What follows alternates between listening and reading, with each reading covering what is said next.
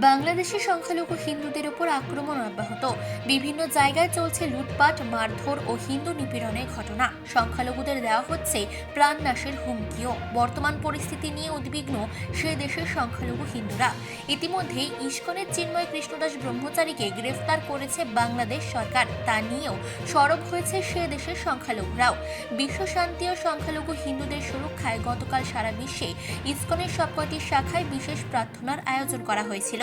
150টিরও বেশি দেশে ইসকনের শাখায় কীর্তনের পাশাপাশি ভগবান শ্রীকৃষ্ণের উদ্যোগে করা হয় এই বিশেষ প্রার্থনা। এদিন কলকাতার ইসকন মন্দিরেও প্রার্থনা সভার আয়োজন করা হয়। কয়েকশো ধর্মপ্রাণ মানুষ এদিন এতে যোগদান করেন।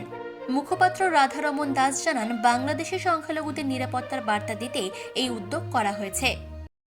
সিচুয়েশন খুব ভোলাটাইল আছে, কিন্তু সব থেকে আশ্চর্যের কথা এটা হচ্ছে কি আমাদের অনেক ব্রহ্মচারীদেরকে গ্রেফতার করা হচ্ছে। প্রায় এখন চারজন আমাদের ব্রহ্মচারী, ওদেরকে পুলিশ গ্রেফতার করেছে।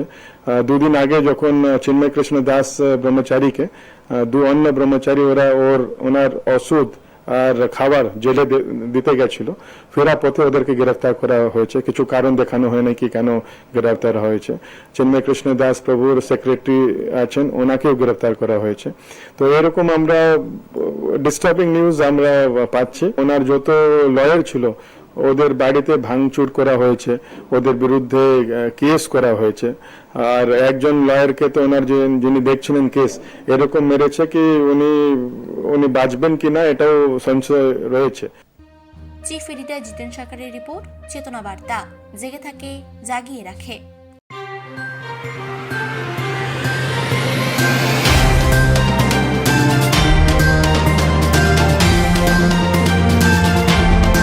চেতনা বার্তা, জেগে থাকে, জাগিয়ে রাখে।